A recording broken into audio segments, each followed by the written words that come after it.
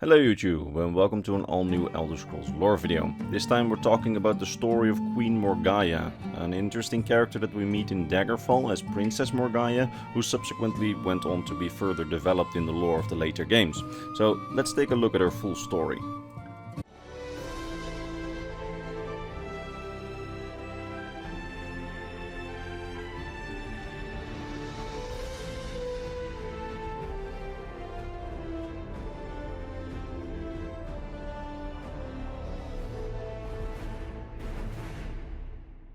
So, Queen Morgiah, or as we will talk about her in the first half of this video, Princess Morgiah, was the daughter and either second or third child of a general of the Cyrodiilic Empire, the Dark Elf General Symmachus, and the infamous Dunmer Queen, Queen Berenzia, the Queen of Morrowind during most of the Third Era. She was born in the year 384 of the Third Era, making her 33 years old when we encounter her in the Elder Scrolls II Daggerfall. And as some astute viewers may have noticed, while being born to two Dark Elf parents, her Daggerfall sprite looks nothing like a Dark Elf, leading to some speculation in the community that she may in fact be a bastard child or something, but I can refute that right now, as she was fully intended to be a Dark Elf, but the concept of grey skin and red eyes hadn't been fully developed by the time of Daggerfall. This means that in the Elder Scrolls II Daggerfall, Dark Elves in general just look like regular elves with just a darker skin tone. For example, this is Queen Berenzia in that game. Meaning that in current lore, she actually looks more like this photoshopped sprite that I made, which we will be using for the video from now on to remain continuity with the more modern games. On top of all that, in later lore sources she is always confirmed to be a Dark Elf, with it even being quite integral to some parts of her story, but I'm getting ahead of myself here, as we will talk about her later life further up in the video. Anyway, for the first 7 years of her life, little Princess Morgiah led the typical life of a royal princess. She wanted for nothing and her parents were beloved by the people of Morrowind, leading to quite a positive childhood. However, when she was 7 years of age, the Emperor Uriel Septim VII was betrayed by his battle mage Jaegar Tharn, who imprisoned the Emperor in a realm of oblivion and took his place while magically disguising himself as the Emperor, taking over the Empire's rule in the Emperor's stead. Now, this is all part of the lead up to the events of the Elder Scrolls I arena, where the player unmasks Jaegar Tharn, defeats him and frees the Emperor from his captivity. But before the events of the game, the fake Emperor Jaegar Tharn allows Tamriel to fall into chaos under his rule. Several provinces descend into chaos, there are wars around Tamriel, and the central government is essentially made lame by Jaegar Tharn, rendering it impossible to help the provinces from the center. One such province which erupts into chaos is Morrowind, where mass riots started to occur against Berenzia and Symmachus' rule. This led Queen Berenzia, at that point still unaware that the Emperor had been replaced, to take her children and go to the Imperial city to plead for aid with the Emperor, hoping that the presence of her children at the audience would make the Emperor sympathize with her cause. But it didn't, as the fake Emperor had no intention of helping out her or any of the provinces. To make matters worse, after the audience, Berenzia and her children would learn of the death of Berenzia's husband and Morgiah's father, General Symmachus, who had been killed in a riot, now making it impossible for them to return home to Morrowind, making them practically exiles and royals no more, as Berenzia was forced to cede the throne of Morrowind to her uncle, who was still relatively popular in the province. But the problems for the family didn't end there, as Queen Berenzia had known the Emperor quite well before their audience, and upon their audience immediately suspected that something was awry, and that the Emperor might have either been replaced or maybe under some sort of spell. This was confirmed to her by the King of Wayrest, the Breton King Adwyr, who had also known the Emperor quite well and confirmed her suspicions that this wasn't the real Emperor. They stayed within the Imperial city, with King Adwyr taking the former queen and her children into his household for the time being, and they worked on a plan together to gather intel on the imposter Emperor in order to help out the one who would overthrow him, the eventual player of the Elder Scrolls I arena. Once they had done all they could and passed all the intelligence along, King Adwyr took Berenzia and her children with him back home to Wayrest, as they silently fled the Imperial city.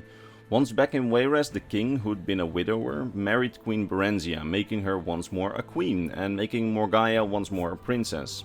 This is essentially what we know of Morgiah's childhood. It started off pretty well, but as a child she was forced into a multiple-year exile along with her mother, and lost her father to rioting peasants.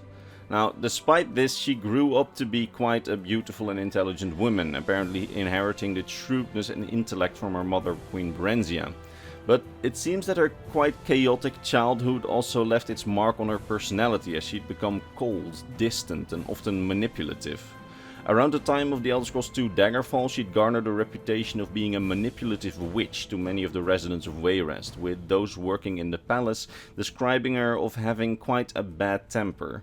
She was aware of and most likely mixed up in most of the court intrigue at this time, and in fact her reputation became so bad that she became somewhat of a problem in the battle for who would succeed King Edwire of Wayrest after his death, since her half-brother Halseth and her stepsister Elisana were both vying for the throne of Wayrest for after King Edwire's death, and according to the local peasantry, literally everyone in the city would embrace Halseth as his heir if Morgiah wasn't in the picture as well, to tarnish the family's reputation. I mean, yeah, her reputation was that bad that because of her, the people had doubts for her brother.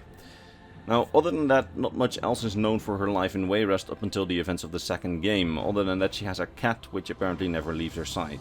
Now, during the events of the second game, it becomes clear that Morgiah has no interest at all in the succession battle in Wayrest, but rather has her sights set on another prize, the Summerset kingdom of Firsthold. You see, the Altmer King of Firsthold, Riemann Carudil, was quite the influential figure around Tamriel at the time, but was currently in mourning as he'd lost his son. So Princess Morgiah arranged an interesting bargain. If she made it so that he could speak one last time to his dead son, the king would marry her, making her Queen of Firsthold, as somehow the king, even though he had a son, he wasn't married, or he was a widower, just like King Edwire before in the story.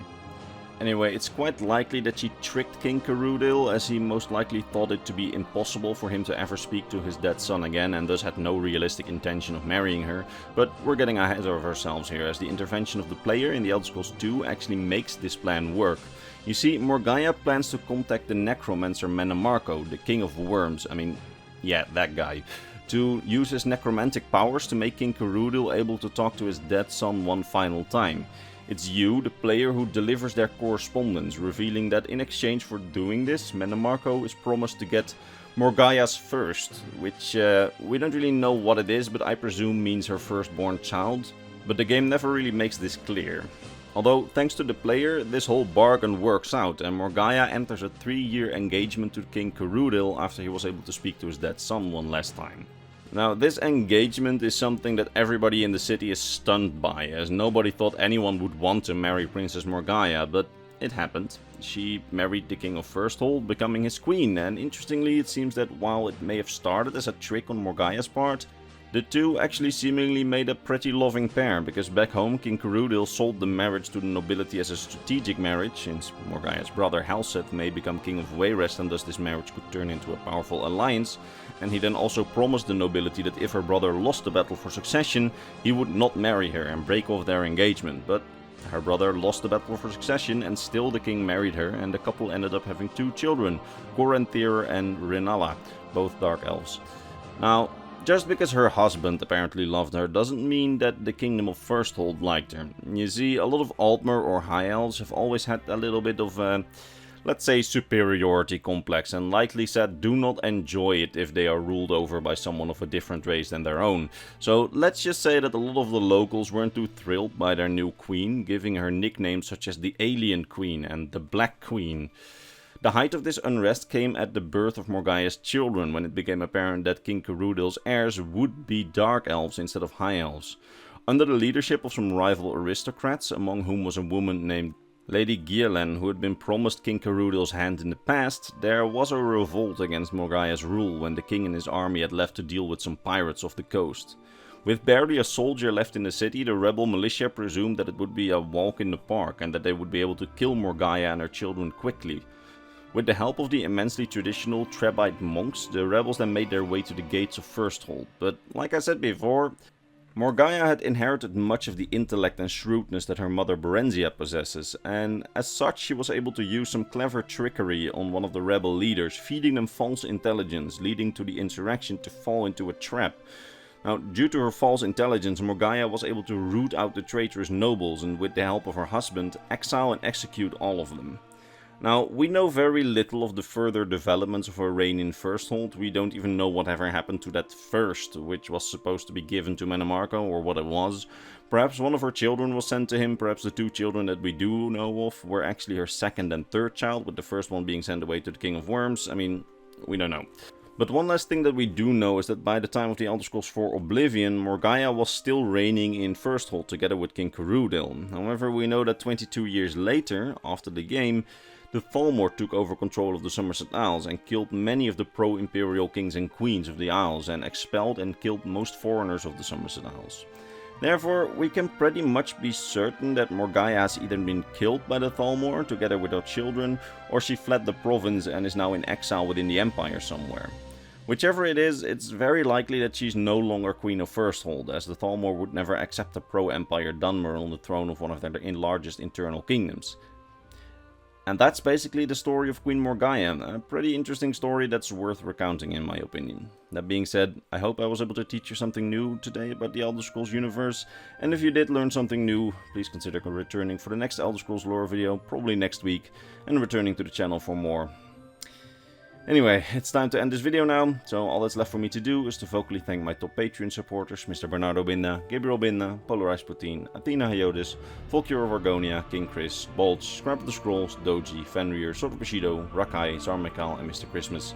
It's thanks to these people and all the others on screen that this channel stays alive, and for that I am very grateful. That said, I hope to see all of you in the next Elder Scrolls lore video. Bye bye.